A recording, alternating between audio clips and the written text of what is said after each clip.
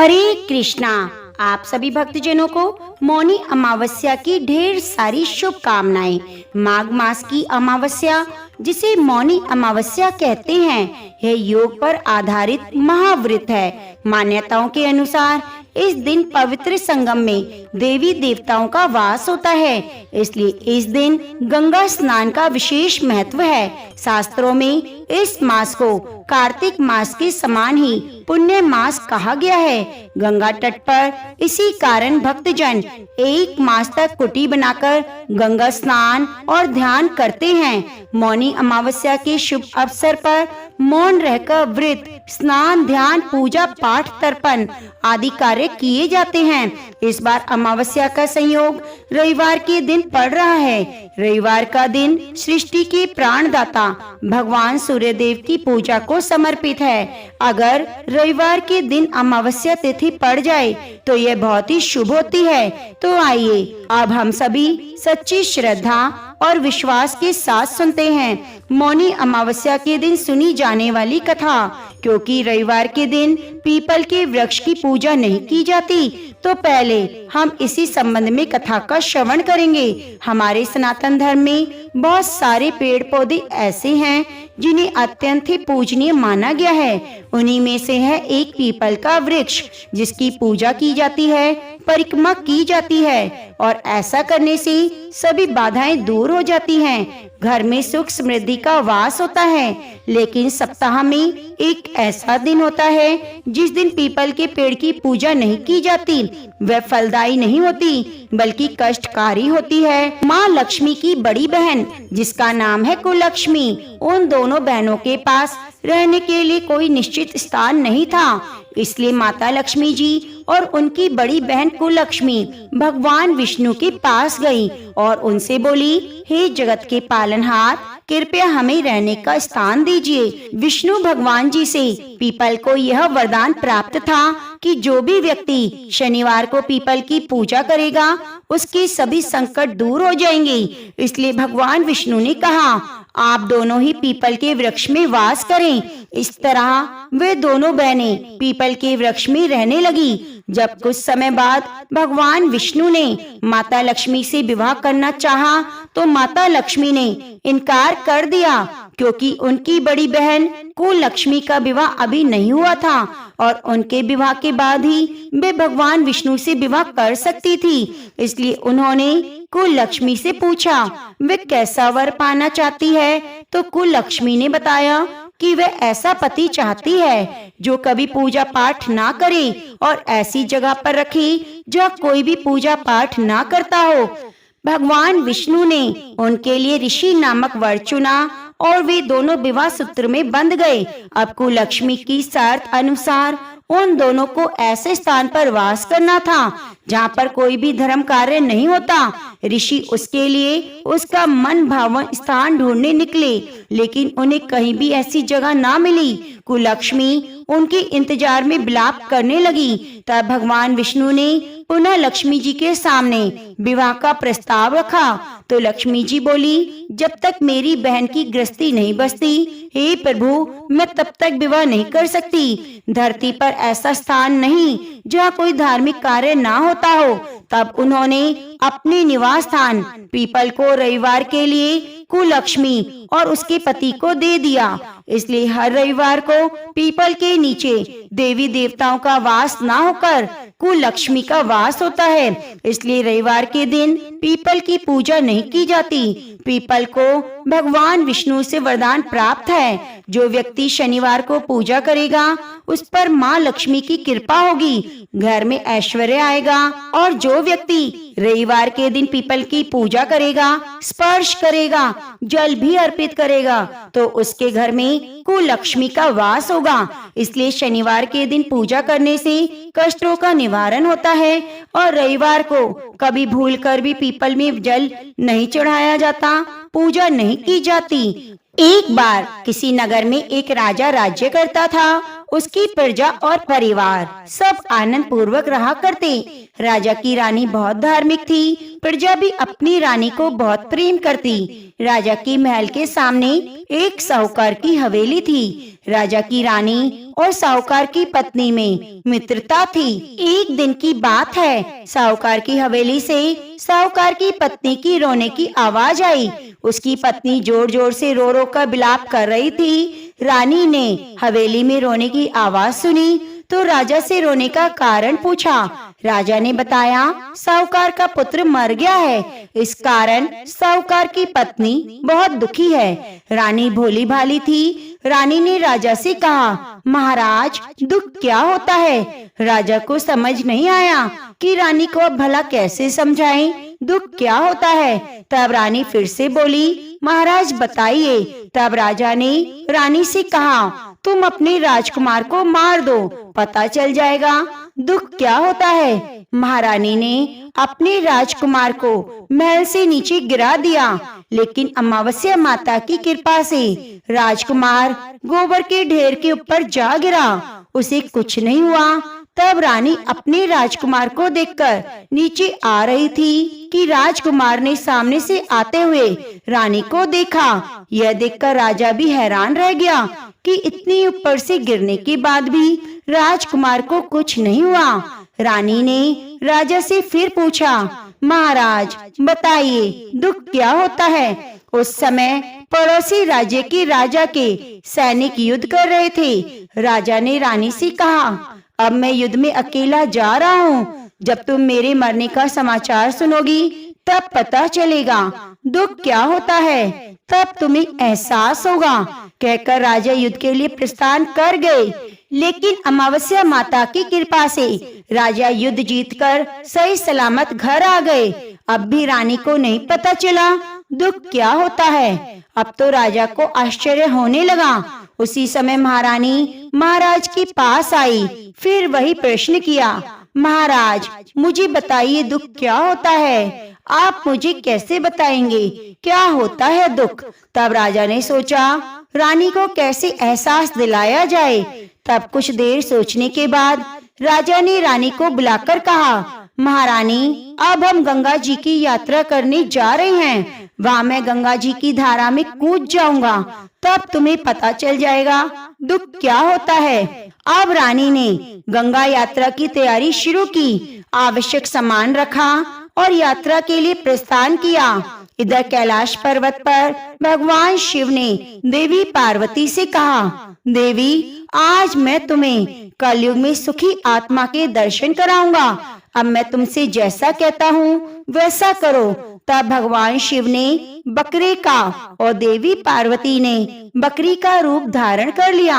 एक बावड़ी के पास घास चरने लगे। इतने में ही राजा और रानी की सवारी वहाँ आई। रानी ने सुंदर छाया और बावड़ी को देखा। राजा से कहा, हम यहीं थोड़ी देर विश्राम करेंगे, जलपान करने के बाद आगे बढ़ेंगे। अब राजा और रानी ने वहाँ जलपान किया। उसके बाद राजा पानी लेने बावड़ी में गया। उस समय बकरी का रूप धारण किए हुए देवी पार्वती ने वह बकरी का रूप धारण किए हुए भगवान शिव से पूछा, प्रभु इस रानी ने दुख देखना है, मगर क्या कारण है, दुख मिलता नहीं। रानी ने बकरा और बकरी को मनुष्य की भाषा में बोलते देखा। यह सुन लिया कि भगवान शिव माता पार्वती से कह रहे थे, यह रानी अमावस्या का व्रत करती है, इसलिए जीवन में कोई दुख नहीं मिलेगा। अब यह व्रत के प्रभाव से इस जन्म में रानी बनी और सुख का आनंद ले रही है। देवी यह राजा गंगा में भी नहीं मरेगा। रानी ने उनकी यह बात सुनी। तभी राजा पानी लेकर वापस आया तो रानी ने राजा को सारी बात बता दी। इसके बाद तीर्थ यात्रा पूरी करके वे दोनों नगरी में वापस आ गए। अब राजा ने अपने राज्य में प्रजा को अमावस्या का व्रत करने की आज्ञा दी। राजा ने कहा, हर अमावस्या को अमावस्या माता की पूजा करके कथा सुने। 21 अमावस्या तक व्रत का पालन करें। पहली 5 अमावस्या को गेहूं लाल वस्त्र दान करें। उसके बाद अगली 5 अमावस्या को मूंग और उसके बाद 5 अमावस्या को चना, बाद में अगली अमावस्या को मक्का और अंत में 21वीं अमावस्या को चावल का दान करें। दान में जैसा रंग अन्न होगा। वैसे ही रंग का कपड़ा भी दान करें, कपड़े के साथ दक्षिणा दान करें। व्रत के दिन गाय को हरा चारा, ब्राह्मण को भोजन कराएं। जो मनुष्य श्रद्धा पूर्वक इस व्रत को करेगा, अमावस्या माता की कृपा से उसके सभी दुख दूर हो जाएंगे। तो प्रेम से बोलिए, अमावस्या माता की जय।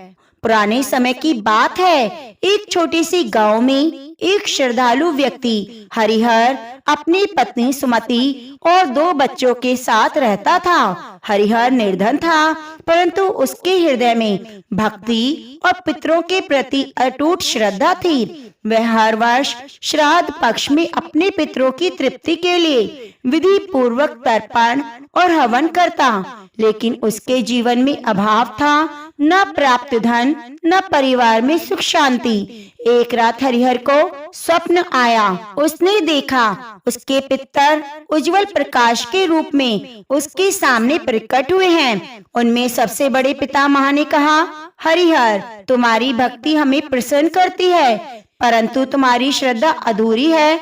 जब तक तुम पूरे विधि विधान से पितृकर्म नहीं करोगे, कठिनाइयां समाप्त नहीं होंगी। हरिहर ने हाथ जोड़कर पूछा, हे पितृदेव, कृपया मुझे मार्ग दिखाएं। मैं आपके आशीर्वाद से अपने परिवार का कल्याण चाहता हूँ। तब पितामह ने कहा, तुम्हें गया जी की यात्रा करनी चाहिए और वहाँ पिंडदान करना होगा, वहीं तुम्हारी साधना पूर्ण होगी। इसके अलावा हर अमावस्या के दिन अपने घर के मुख्य द्वार पर दक्षिण की तरफ मुंह करके हमारा स्मरण करके दीप जलाना होगा। ऐसा कहकर पितृ अंतर ध्यान हो गए। अगली सुबह हरिहर ने अपने सपने के बारे में अपनी पत्नी सुमति को बताया। निर्धन होने के बावजूद भी दोनों ने गया जाने का निश्चय किया। रास्ता लंबा और कठिन था, खाने के लिए भोजन नहीं था, ठहरने के लिए ठिकाना नहीं था। एक दिन यात्रा के दौरान उन्हें एक वृद्ध साधु मिले। साधु ने हरिहर से पूछा, वत्स, इस कठिन यात्रा पर क्यों निकले हो? तब हरिहर ने अपना स्वप्न बताया। साधु मुस्कुराकर बोले, तुम्हारी श्रद्धा महान है, भगवान और पितृ तुम्हारे साथ हैं। यह लो चमत्कारी ताम्र पात्र, इसे गया जी में पिंडदान के समय पवित्र जल से भरकर पितरों को अर्पित करना। तुम्हारे पितृ प्रसन्न होंगे और कष्ट दूर हो जाएंगे। तब गया जी पहुंचकर हरिहर ने विधि पूर्वक पिंड दान किया। जैसे ताम्र पात्र से जल अर्पित किया, एक दिव्य प्रकाश प्रकट हुआ। पितृदेव प्रकट हुए और कहा, तुम्हारी श्रद्धा ने हमें तृप्त कर दिया। अब तुम्हारे जीवन से दरिद्रता, रोग, अशांति दूर हो जाएगी। तुम्हारा परिवार समृद्ध होगा, वंशज भी हमेशा सुखी रहेंगे।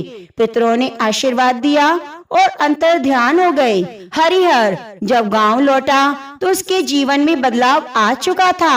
अब उसे खेती में नुकसान नहीं होता, बल्कि उसके खेतों में अब फसलें लहलाने लगी, व्यापार में लाभ होने लगा, उसके परिवार में सुख शांति आ गई। गांव वालों ने यह देखा तो दंग रह गए। तब हरिहर ने सभी को पितरों की महिमा का बताया। इस कहानी से शिक्षा मिलती है कि पितरों की सेवा और तर्पण से जीवन के सभी संकट समाप्त हो जाते हैं। पितृपक्ष का हर कर्म केवल परंपरा नहीं, बल्कि हमारे पूर्वजों के प्रति कृतज्ञता है। हरे कृष्णा। ओम नमः शिवाय। ओम श्री पितृदेव्य नमः। आप सभी पर पितरों का आशीर्वाद सदा सर्वदा बना रहे। लक्ष्मी नारायण भगवान और भोलेनाथ की कृपा सदा आपके ऊपर बरसती रहे। आप सभी को मौनी अमावस्या व्रत की ढेर सारी शुभकामनाएं।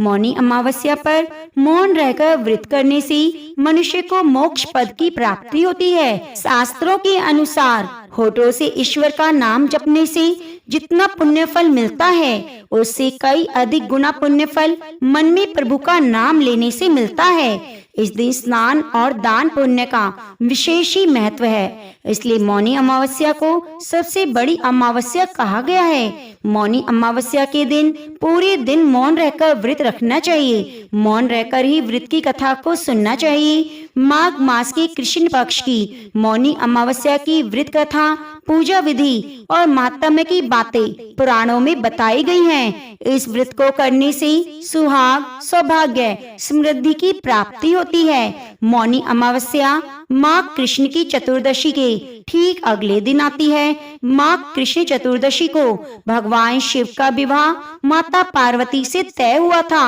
और अगले दिन मुनियों और देवी देवताओं ने भगवान शिव की साधना के लिए उनकी उपासना की थी। भगवान विष्णु ने देवी पार्वती जी के भाई बनकर उनके विवाह संबंधी कार्यक्रम में भाग लेना स्वीकार किया। और इन सब से अलग मौनी अमावस्या की कथा यह भी है कि सागर मंथन के समय जब असुर अमृत कलश लेकर भाग रहे थे, तब इसी दिन अमृत की कुछ बूंदें छलककर प्रयागराज सहित कई स्थानों पर गिरी। इसलिए मौनी अमावस्या पर प्रयाग सहित अन्य तीर्थों में स्नान दान करने का विशेष फल मिलता है। इस व्रत को करने से और कथा को श्रवण करने का भी पुण्य फल मिलता है। तो आज मैं आपको सुनाने जा रही हूँ मौनी अमावस्या के दिन सुनी जाने वाली संपूर्ण कथाएं। आप इन कथाओं को पूरा जरूर सुनिएगा, क्योंकि कहते हैं कथा को पूरा सुनने से ही पुण्य फल की प्राप्ति होती है। कथा सुनते हुए हाथ में लाल पुष्प, अक्षत या काले तिल ले लीजिए और कथा पूर्ण होने पर उन्हें भगवान के चरणों में अर्पित कर दीजिए। तो प्रेम से बोलिए लक्ष्मी नारायण भगवान की जय। एक समय की बात है, एक राजा महल में अपने परिवार के साथ सुख पूर्वक निवास किया करता था। उसका एक पुत्र था जिसका विवाह हो चुका था। राजा की पुत्र वधू एक दिन रसोई में मिठाई रखी हुई देखी तो वह सारी की सारी मिठाई खा गई। जब उससे पूछा गया कि सारी मिठाई कहाँ गई, तो उसने कहा सारी मिठाई तो चूहे खा गए। पुत्र वधू की यह बात चूहों ने सुन ली और इस गलत आरोप को सुनकर अत्यंत क्रोधित होते हुए इसके बाद उन्होंने राजा की बहू को सबक सिखाने का निश्चय कर लिया। कुछ दिनों के बाद महल में कुछ मेहमान आए हुए थे। चूहों ने सोचा ये अच्छा अवसर है राजा की पुत्र वधू को सबक सिखाने का, बदला लेने का। चूहों ने बहू की साड़ी चुराई और उसे जाकर अतिथि के कमरे में रख दिया। जब सुबह सेवकों और अन्य लोगों ने उस साड़ी को वहां देखा तो लोग राजा की बहू के चरित्र के बारे में तरह तरह की बातें करने लगे। यह बात जंगल में आग की तरह पूरे गांव में फैल गई। जब यह बात राजा के कानों तक पहुंची तो उसने अपने पुत्र वधू के चरित्र पर शक करते हुए उसे महल से निकाल दिया। राजा की बहू महल से निकलकर एक झोपड़ी में रहने लगी और नियमित रूप से पीपल के एक वृक्ष के नीचे दीपक जलाने लगी। इसके साथ ही पूजा करके गुड़ धानी का भोग लगाकर लोगों में प्रसाद वितरित करने लगी। इस प्रकार कुछ दिन बीत जाने के बाद एक दिन राजा उस पीपल के पेड़ के पास से गुजरे जहाँ उनकी बहू हमेशा दीपक जलाया करती थी। इस दौरान उनका ध्यान उस पेड़ के आसपास जगमगाती हुई रोशनी पर गया। राजा उसे देखकर चकित रह गए।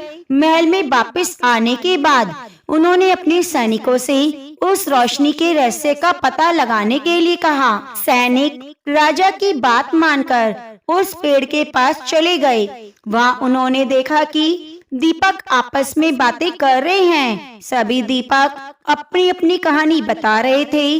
तभी एक बोला, मैं राजा के महल से हूँ। महल से निकल जाने के बाद राजा की पुत्र वधू रोज मेरी पूजा करती है, मुझे प्रज्वलित करती है। सब अन्य दीपकों ने उससे पूछा राजा की बहू को महल से क्यों निकाला गया।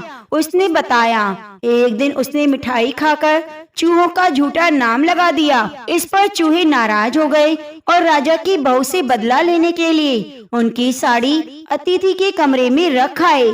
यह सब देखकर राजा ने उसे महल से निकाल दिया। यह सुनकर सैनिक भी हैरान रह गए और महल वापस आकर उन्होंने राजा को पूरी कहानी सुनाई। यह सुनकर राजा को अपनी गलती का एहसास हुआ और उसने अपनी पुत्र वधू को महल में वापस बुला लिया। इस प्रकार पीपल के पेड़ की नियमित पूजा करने का फल राजा की बहू को मिला। वे अपना जीवन आराम और खुशी से व्यतीत करने लगी। तो प्रेम से बोलिए, भोलेनाथ की जय। एक समय की बात है, वनवास के दौरान भगवान राम, लक्ष्मण और सीता सहित महल्ले पक्ष के दौरान श्राद्ध करने के लिए गया धाम पहुंच गए। गया धाम पितरों के तर्पण के लिए एक ऐसी जगह है जहां माता सीता ने अपने ससुर राजा दशरथ का पिंड दान किया था। ऐसा माना जाता है इस स्थान पर पिंड दान करने से पितरों की आत्मा की शांति के साथ साथ स्वयं पितृ ऋण से भी मुक्ति मिल जाती है। श्राद्ध के लिए सामग्री जुटाने के लिए भगवान राम और लक्ष्मण नगरी की ओर चले थे। उसी दौरान माता सीता ने दशरथ जी का पिंडदान किया था। पौराणिक कथा के अनुसार राजा दशरथ की मृत्यु के बाद भरत और शत्रुघ्न ने अंतिम संस्कार की हर विधि को पूरा किया, परंतु राजा दशरथ के सबसे प्यारे पुत्र श्री राम थे। इसलिए अंतिम संस्कार के बाद उनकी चिता की बची हुई राख उड़ते उड़ते फल्गुन नदी के पास पहुंची। उस समय भगवान राम और लक्ष्मण वहां मौजूद नहीं थे। तभी सीता जी को राजा दशरथ की छवि दिखाई दी। राजा दशरथ जी की आत्मा ने सीता जी से अपने पास समय कम होने की बात कहते हुए अपने पिंड दान करने की विनती की। सीता माता ने राजा दशरथ की राख मिली हुई बालू को अपने हाथ में उठा लिया और वहां मौजूद एक ब्राह्मण, फल्गुन नदी, गाय, तुलसी, अक्षय वट और केतकी को पिंड दान का साक्षी बनाया। राजा दशरथ को पिंड दान किया। राजा दशरथ ने भी पिंड दान स्वीकार कर लिया। थोड़ी देर बाद भगवान राम और लक्ष्मण वहां पहुंचे। तब सीता माता की इस बात पर श्री राम को यकीन नहीं हुआ। इसके बाद भगवान राम को क्रोधित देखकर ब्राह्मण, फल्गुन नदी, गाय, केतकी ने झूठ बोलते हुए इस बात से इनकार कर दिया, जबकि अक्षय वट ने सच बोलते हुए सीता माता का साथ दिया। ऐसे में सीता माता ने क्रोधित होकर चारों जीवों को श्राप दे दिया। फल्गुन नदी को श्राप दिया कि वह जल से विहीन रहेगी, तुम सिर्फ नाम की नदी बनकर रह जाओगी। केतकी को श्राप दिया कि तुम्हारा फूल किसी भी पूजा में काम नहीं आएगा। गाय और ब्राह्मण को श्राद्ध में पुनः साक्षी बनने का श्राप दिया। अक्षय वट को वरदान दिया कि तुम्हारी आयु दीर्घ आयु होगी। तुलसी माता को वरदान दिया कि वे भगवान श्री हरि की प्रिया होगी। तो प्रेम से बोलिए, अमावस्या माता की जय। प्रिय भक्तजनों, अमावस्या के दिन पीपल और बट वृक्ष की पूजा करने से अमर सुहाग की प्राप्ति होती है। घर में धन लक्ष्मी के भंडारे भरते हैं। हे अमावस्या माता, आप सभी की रक्षा करना। इस कथा को कहने वाले, सुनने वाले, हुंकारा भरने वाले सभी के घर में धन धान्य के भंडारे भरना, अमर सुहाग करना। तो प्रेम से बोलिए, लक्ष्मी नारायण भगवान की जय। महत्वपूर्ण खास बात इस दिन मौन रहकर किया गया जप और ध्यान कई गुना फल देता है। इस दिन खासकर दान जरूर करें। अन्न, वस्त्र, काले तेल, गुड़, चावल, कंबल, यह धन का दान शास्त्रों में कहा गया है। मौनी अमावस्या के दिन दान करने से 100 गुना पुण्य फल की प्राप्ति होती है।